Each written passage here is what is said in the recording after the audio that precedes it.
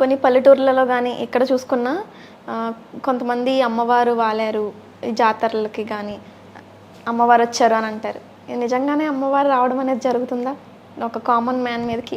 మానవ దేహము ఒక పెద్ద మెడికల్ యూనివర్సిటీ, ఒక అద్భుతాల నిలయం. ఒక మహానుభావుడు అంటాడు, నువ్వు ఏది కావాలంటే అది అవుతావు. ఓకే. మనిషి కృషి ఉంటే మనుషులు ఋషులు అవుతారు, మహాపురుషులు అవుతారని వేటూరు సుందరరామూర్తి గారు రాశారు. కృషి ఉంటేనే. సంకల్ప బలం చాలా శక్తివంతమైంది. ఇప్పుడు మన సినిమాల్లో కూడా హీరోలు శారీస్ కట్టుకొని అమ్మవారిలాగా డ్యాన్సులు వేస్తున్నారు. ఈ మధ్యకాలంలో మనకు పుష్ప సినిమాలో 2 times హీరో దాంట్లో శారీ కట్టుకున్నారు. క్లైమాక్స్లో ఆయనకి విలన్సే శారీ కడతారు. ఆయనే సినిమా మధ్యలో తన భార్య గర్భవతిగా ఉందంటే కూతురు పుట్టాలని మొక్కోవాలని గంగమ్మ ముందు అదే వేషం వేసుకొని సూలం ఎత్తుకొని ఆయన డ్యాన్స్ చేస్తాడు. యావత్ ప్రపంచం చూసింది, ఆదరించారు. అంటే అమ్మవారికి యొక్క రూపము, అమ్ముకున్న శక్తి, మహత్యము అని ఆలోచించారు. చివరిలో కూడా ఆయన శారీ కట్టుకుని ఫైటింగ్ చేస్తుంటే అమ్మవారి శ్లోకం వెనకాల బ్యాక్గ్రౌండ్లో వినిపించారు. అదే మన విలేజెస్లో మగవాళ్ళపైన అమ్మవారు వచ్చిందని, ఆడవాళ్ళపైన స్వామివారు వచ్చారని, ఆ అమ్మవారికి పలానామకు పైన మునేశ్వరుడు అనే దేవత వస్తుందంట, పలానామకు ఈశ్వరుడు ఆయన పైకి వచ్చి ఆంజనేయ స్వామి వచ్చి చెప్తాడంట అని రకరకాలు మనం చూస్తూ ఉంటాం. మరి వాళ్ళు ఆ స్థాయిలో లీనమైపోయి వాళ్ళు ఆరాధించడం వల్ల ఒక అతీతమైన శక్తిని వాళ్ళు సృష్టించుకోగలుగుతారు. అది వచ్చినట్టే మనం ఆమోదించాలి. వాళ్ళు చెప్పేటువంటి ఆ స్థితిలోకి వెళ్ళిన తర్వాత వాళ్ళు చెప్పే విషయాలు ఎన్నో గ్రామాల్లో వాస్తవ రూపం దాల్చుకుని ఉన్నాయి. ప్రతి పలానా ఉత్సవాల్లో పలానా వ్యక్తికి చివరి రోజు అమ్మవారు వస్తుంది, అమ్మవారు ఈ సంవత్సరం వర్షాలు ఎలా పడతాయి, ఈ సంవత్సరం గ్రామంలో ఎటువంటి అరిష్టాలు జరుగుతాయి, అమ్మవారు అంటే వాళ్ళు రకరకాల టెస్టులు కూడా పెడతారు. ఆ టెస్టులో ఆమె కరెక్ట్గానే అతను ఆన్సర్ ఇస్తాడు. అడగబోయేది ముందుగా చెప్పరు, కానీ అతను కరెక్ట్గానే చెప్తాడు. అది చెప్పకపోతే అమ్మవారు కాదు ఇతను నటిస్తున్నాడని ఆడ భావం వస్తుంది. అది ఒక కులాచారంగా కూడా ఒకే కుటుంబానికి సంబంధించిన వాళ్ళు కూడా ఒకరి తర్వాత ఒకరు ఆ బాధ్యత స్వీకరించి కూడా చెప్తూ ఉంటారు. మరి ఆ దేవతకు సంబంధించినటువంటి ఆరాధన దాన్ని ఎలా పెట్టుకోవాలనేది ఒక నియమ నిబద్ధతలు వాళ్ళు వాళ్ళ వారసులకి అందిస్తూ పోతూ ఉంటారు. వన్ ఫైన్ డే అది ఆగిపోతుంది. అంటే దాన్ని సక్రమంగా క్రమశిక్షణతో ఆచరించకపోవడం వల్ల అది వాళ్ళ తాతల వరకు ఉండింది, తర్వాత వచ్చిన వాళ్ళు అంత క్రమశిక్షణగా లేరు, అప్పటి నుంచి ఆగిపోయింది, ఆ ఇంట్లో లేదు. ఒకప్పుడు వాళ్ళ తాత వాళ్ళు అమ్మవార్లు వచ్చి చెప్తా ఉన్నారని కూడా కొన్ని కుటుంబాలు ఉన్నాయి. అట్లా నశించినటువంటి సందర్భాలు ఉన్నాయి. కాబట్టి నేనేం చెప్పాను, ఒక అద్భుతాల నిలయం మన శరీరం అని చెప్పాను. మన బ్రెయిన్లో లేని శక్తి అంటూ లేదు. శ్రీకృష్ణుల వారు 100% బ్రెయిన్ ఉపయోగించారు. మెదడు యొక్క శక్తిని 100% ఉపయోగించాడు ఆయన. వివేకానందుల వారు 2% ఉపయోగించారు. 2% బ్రెయిన్ ఉపయోగించాడు ఆయన. ఆయన 2% మించి ఉపయోగించలేదంటే ఆయన ప్రపంచాన్ని శాసించేసాడు, ప్రపంచ మేధావి అయ్యాడు ఆయన. మరి మనం ఎంత పర్సెంటేజ్ మన బ్రెయిన్ ఉపయోగిస్తున్నాము? 100% బ్రెయిన్ ఉపయోగిస్తే మాయమైపోవచ్చు, ఆకాశం ఎత్తు పెరగచ్చు, చిన్న చీమంతన్న అవ్వచ్చు, ఈ శరీరాన్ని ఎట్లన్నా వాడచ్చు. పిపీలికాది బ్రహ్మ పర్యంతము ఉండేదంతా కూడా జీవశక్తే. పిపీలికం అంటే కీటకము, బ్రహ్మ అంటే సృష్టికర్త. ఇక్కడి వరకు అంతా చైతన్యమే ఉంది. ఈ చైతన్యాన్ని మనం ఎంతవరకు ఉపయోగించుకోగలుగుతున్నాము, మన మేధాశక్తిని ఎంతవరకు పదును పెట్టుకోగలుగుతున్నాము? అందుకే కృషి ఉంటే మనుషులు ఋషులు అవుతారు, మహాపురుషులు అవుతారని చెప్పింది. ఇక్కడ విలేజ్ సాంప్రదాయాల్లో వీళ్ళంతా కూడా ఆ విధానాన్ని పట్టుకుని నా పైన అమ్మవారు వస్తే అదొక అదృష్టంగా భావించి ఈ గ్రామానికి మంచి చెడ్డలు చెప్పేటువంటి ఒక అదృష్టం ఉత్సవాల్లో మన కుటుంబానికి ఉంది అని భావించి వాళ్ళు ఆరాధన చేయడం వల్ల ఆ టైంలో వాళ్ళ ఆ ఉత్సవాలప్పుడు ఉత్తనెల పైన పడుకోవడము, ఒంటిపూట భోజనం చేయడము, ఏకవస్త్ర ధారణ చేయడము, మరి కొన్ని నియమించిన పదార్థాలే స్వీకరించడము, ఇలాంటి పద్ధతులు ఉంటాయి. అవి కత్తి మీద సాములాగా ఉంటుంది, వాళ్ళు ఉండగలుగుతారు. కాంతారా అనే సినిమాకు చివరి క్లైమాక్స్ కోసము 14 రోజులు ఏదో సంథింగ్ న్యూస్ చెప్పారు. కొబ్బరి నీళ్ళు మాత్రం తాగాడంట హీరో, ఇంకా వేరేం తీసుకోలేదంట. ఆ కాంతారా అనేటువంటి ఆ దేవత, పంజర్లీ దేవత అనే ఆమె ఆ తెగవాళ్ళు చెప్పారంట, నువ్వు ఆ వేషం వేయాలంటే అంత సులభం కాదు, వేసేటువంటి డ్రెస్ 80 కేజీలు ఉంటుంది, అది ఒకసారి నెత్తిన పెట్టుకుంటే అమ్మవారు వచ్చేస్తుంది మీ పైకి, మేము చెప్పే నియమాలు పాటిస్తేనే మీరు ఆ వేషం వేసి యాక్టింగ్ చేయగలరు, మీరు చేస్తున్న యాక్టింగ్ కాదు, రియల్గా అమ్మవారే వచ్చేస్తుంది మీ పైకి అని చెప్తే వాళ్ళు చెప్పిన ఆ తెగవారు చెప్పినటువంటి ఆహార నియమాలు ఆయన పాటించండి. కొబ్బరి నీళ్ళు మాత్రమే తాగడంట. అలా తాగి ఆ వేషాన్ని తీసుకుని దానికి చక్కటి రూపాన్ని ఇవ్వగలిగాడు. జనరల్గా పోయి వేసుకుంటే ఆ 80 కేజీల డ్రెస్సుని ఆ కిరీటాలు అన్నీ వేసుకుని ఎగరాలంటే అవుతుందా? కష్టం. మరి ఇతను కొబ్బరి నీళ్ళు తాగుతుంటే మరి శక్తి బలహీనం అవుతుంది కదా. మామూలుగా ఉత్త కొబ్బరి నీళ్ళు తీసుకుంటే పిండి పదార్థం కూడా తినాలి కదా, మరి దేవతా శక్తి అక్కడ వచ్చినట్టే కదా. ఓకే. కాబట్టి ఇవి విలేజ్లో ఉన్నటువంటి ఇవి ఆచారాలు కావు, ఇవి వాస్తవాలే. క్రిస్టియన్స్లో కూడా మేరీ మాత జీసస్ వస్తున్నాడు మా పైకి అని చెప్పి వాళ్ళు తన్మయత్వంలోకి లోనయ్యి స్వచ్ఛందంగా సిలువ వేసుకుంటారు. కొంతమంది యేసుక్రీస్తు ఎలా సిలువ వేసుకుని అలా వేసుకుంటారు, చెల్లె మేకలే కొట్టించుకుంటారు. కొట్టించుకొని అది వాళ్ళు సంతోషపడి నేను సిలువను నేను కూడా యేసుక్రీస్తు యొక్క ఆ స్థితిని నేను అనుభవించానని చెప్పుకునేటువంటి ఆచారాలు ఎన్నో దేశాల్లో ఉంది. మరి తమిళనాడులో నాలుకలకు శూలాలు గుచ్చుకొని ప్రదర్శనలు ఉత్సవాలు తిరుగుతారు. మామూలు సమయంలో వాళ్ళు చేయగలరా? ఒక శూలాన్ని ఇలా గుచ్చి ఇలా తీసేస్తారు, ఇటువైపు గుచ్చి ఇటువైపు తీసేస్తారు శూలాలు. వాళ్ళు నొప్పి లేకుండా మామూలు తిరుగుతూ ఉంటారు. మరి దైవశక్తి అనేది అక్కడ లేకపోతే అవి ఎలా చేయగలరు? ఒక చిన్న బ్లేడ్ కోసుకుంటే వారం పడుతుంది మానడానికి. మరి అన్ని శూలాలు వీపులో కొక్కిల్లాగా కుట్టించుకొని వేలాడతారు, ఒక రంగులు రావటంలాగా ఆ లాగుతూ ఉంటుంది, వీపులో అంతా ఈడుస్తూ ఉంటుంది. మరి మామూలుగానే తిరుగుతూ ఉంటారు వాళ్ళు. మరి ఇక దైవశక్తి అనేది మనం నమ్మాలి కదా, ఆమోదించాలి కదా. అలా చేసుకుని చనిపోయిన వాళ్ళు ఎవరైనా ఉన్నారా? లేదా ఇబ్బందుల పనులు ఉన్నారా? కాబట్టి ఇక్కడ ఇవి ఎప్పుడు పుట్టాయో తెలియదు, ఈ ఆచారాలు ఎవరికీ తెలియదు, కానీ ఉన్నాయి. మారుతున్న కాలంలో ఇవన్నీ ప్రశ్నార్థకంగా వాళ్ళు ఎలా ఇది ఉందా లేదా, ఒకప్పుడు ప్రశ్నించేటువంటి వాళ్ళు లేరు, దాన్ని ఆరాధించేటువంటి పరిస్థితులు ఉన్నాయి గ్రామ సాంప్రదాయాల ప్రకారం. ఇప్పుడు వాటన్నిటిపైన క్వశ్చన్స్, ఆశ్చర్యాలు, మూఢనమ్మకాలు, రకరకాల పుంకాల వదంతులు రకరకాలు వచ్చేసాయి. వాస్తవానికి ఇటువంటి సమాజం డెవలప్ కాకముందు అవన్నీ ఆమోదించబడి ఆదరించబడుతూ ఉన్నాయి. మరి వాళ్ళు చెప్పేటువంటి భవిష్యవాణి వాళ్ళ గ్రామానికి చక్కగా సరిపోతుంది. ఆ వ్యక్తి నడుచుకుంటూ వస్తూ ఉంటే అలా అగ్గి తీసుకొనేసి అమ్మవారి ఒక పూనకంలో అతని కాళ్ళ కింద పడుకునే వాళ్ళు, తొక్కుంటూ వెళ్ళేవాళ్ళు, పెండ్లి కాని వాళ్ళు అందరూ కూడా.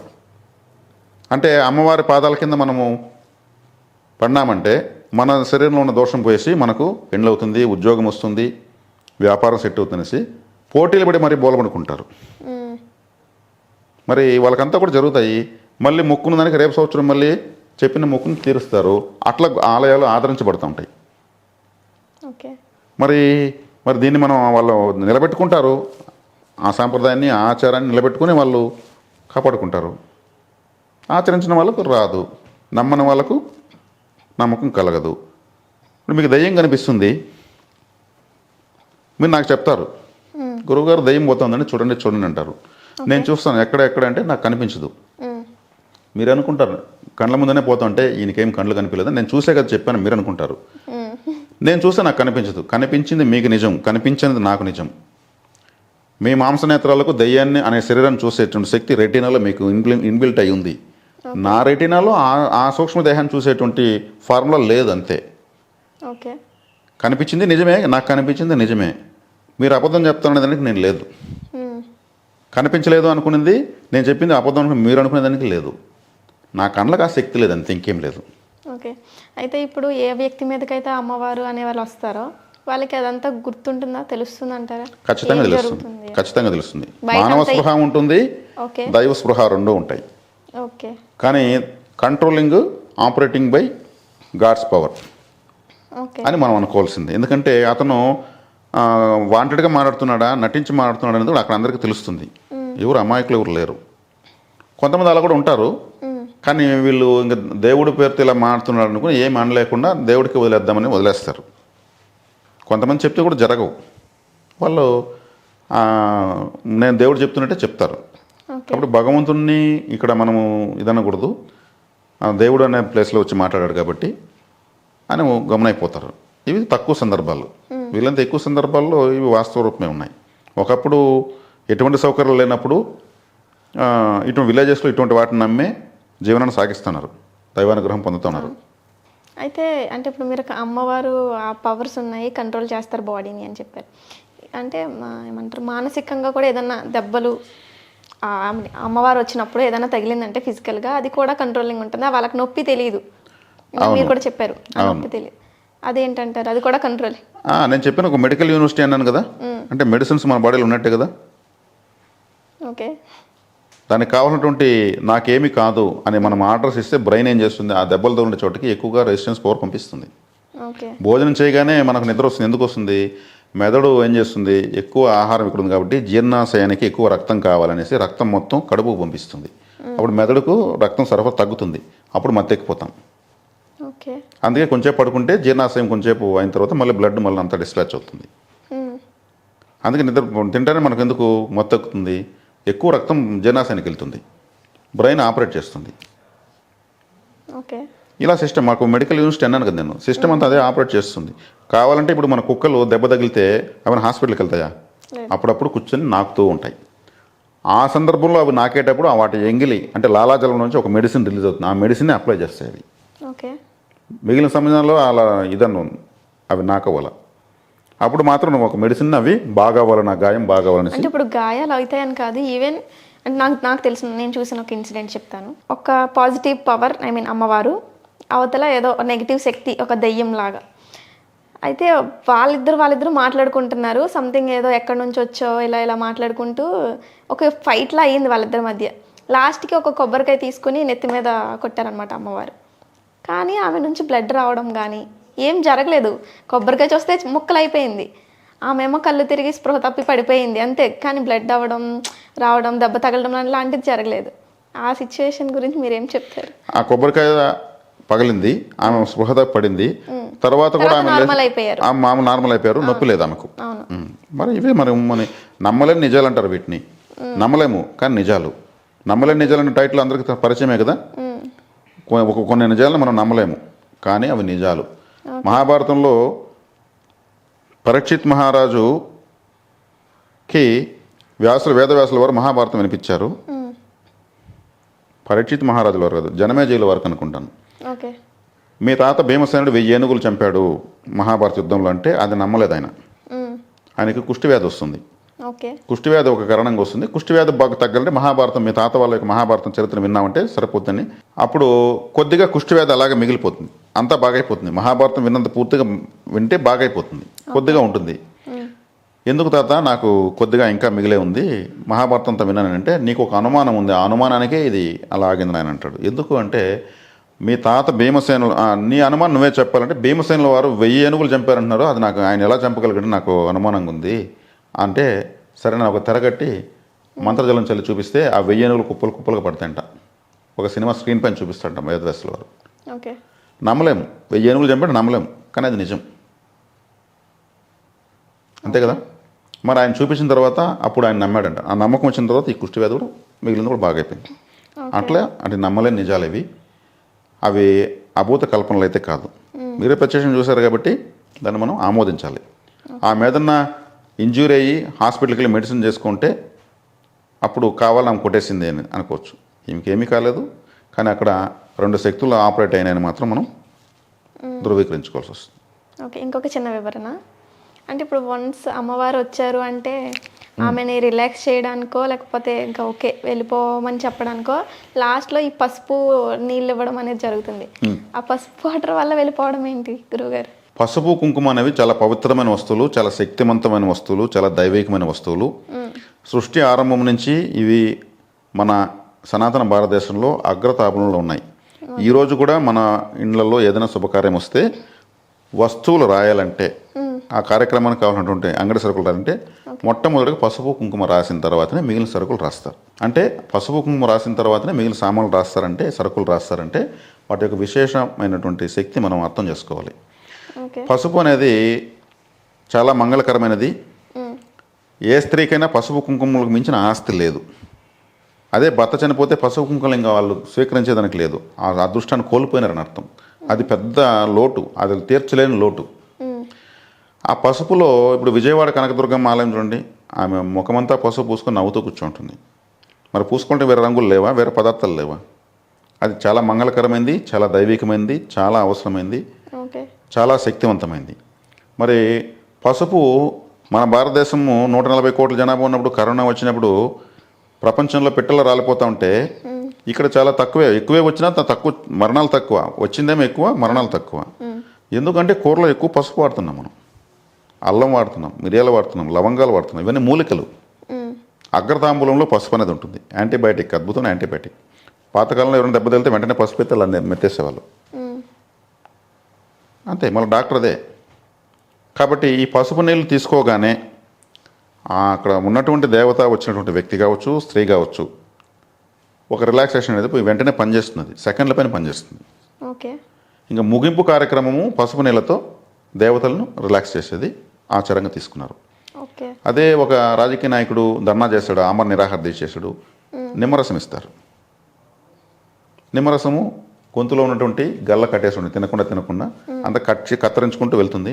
వెంటనే అతను మైక్ ఇస్తే మళ్ళీ అప్పుడే భోంచేసిన మరి గట్టిగా మాట్లాడతాడు. వేరే రసం ఎందుకు ఇరు? మన నిమ్మపండు కూడా పసుపుగానే కదా ఉంటుంది. నిమ్మకాయలు మాల అమ్మవారు మెల్ల వేస్తారు కదా, అద్భుతమైన తాంత్రిక ఫలం నిమ్మపండు, ఓకే. అది కూడా పసుపుగానే ఉంటుంది. దాంట్లో ఉన్నటువంటి పొరలుగా ప్రతి ఒక్కటి కూడా ఒక సీడ్, ఒక విత్తనంతో సమానమే.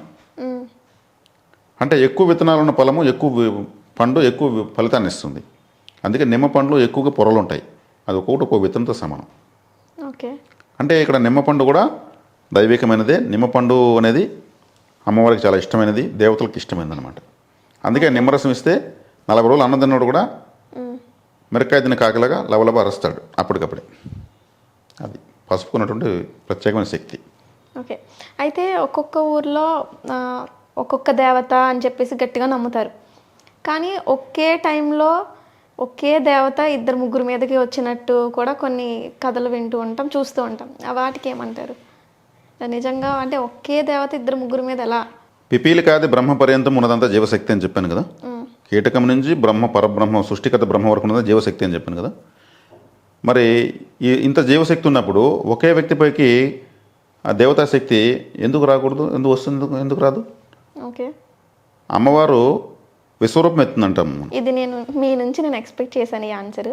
కానీ కొన్ని గ్రామాల్లో ఎలా తీసుకుంటారంటే మన గ్రామ దేవత కాదు, వేరే పక్క ఊరు నుంచి వచ్చిన దేవత అన్నట్టు తీసుకుంటారు. అదెందుకు అలా తీసుకుంటున్నారు గురువుగారు? పక్కూరు దేవత అనేది వాళ్ళ వ్యక్తిగత అభిప్రాయం, దాన్ని మనం ప్రశ్నించేదానికి లేదు. ఓకే. ఇప్పుడు నేను వచ్చి వాళ్ళతో మాట్లాడలేను కదా, వాళ్ళ ఆధార్ కార్డులు తిండి చూద్దాం, పరిశీలిద్దాం అంటామా? లేదు కదా, అది వాళ్ళ అభిప్రాయం. అది ఇక్కడ వచ్చేకాడికి నమ్మేదేనంటే దేవతా శక్తి. గ్రామ దేవతలు, పొలిమేర దేవతలు, మరి సరిహద్దు దేవతలు, ఇట్లా ఎంతో విభాగాలు ఉంటాయి, బాధ్యతలు ఉంటాయి. మరి క్షేత్రపాలకులు, పరివార దేవతలు, ఎంతో సిస్టమ్ ఉంది. కాబట్టి వాళ్ళ అభిప్రాయం పక్కూరు దేవత. పక్కూరులో పూజించుకున్న ఆమె మన ఊరు జాతరలోకి వచ్చి మాట్లాడుతుంది, నేను లెక్క వాళ్ళు చెప్పినప్పుడు దాన్ని మనం ప్రశ్నించేదానికి లేదు, మనకు రైట్స్ లేవు. మనం ఎలా చెప్పగలుగుతాం? ఇంకొక వ్యక్తి పైకి వచ్చింది ఇక్కడ, తనే నిజస్వరూపంతో శూలం ఎత్తుకుని రారు కూడా, కలియుగంలో నిషిద్ధం అది. అంటే ఫస్ట్లో మీరు చెప్పారు వాళ్ళకి తరతరాల నుంచి కొంతమందికి ఉంటాయి ఈ ఆచారాలు, సో వాళ్ళ మీదకే వస్తారు ఈ అమ్మవారు ఇలాంటి వాళ్ళు అని చెప్పారు. అయితే ఇప్పుడు కొన్ని ఇయర్స్ నుంచి ఎప్పుడు ఒక్క ఫ్యామిలీకి సంబంధించిన వాళ్ళ మీదకి వచ్చి సడన్గా ఒక సంవత్సరం ఒక 2-3 మీదకి వచ్చేసరికి అది ఎలా తీసుకోవాలి?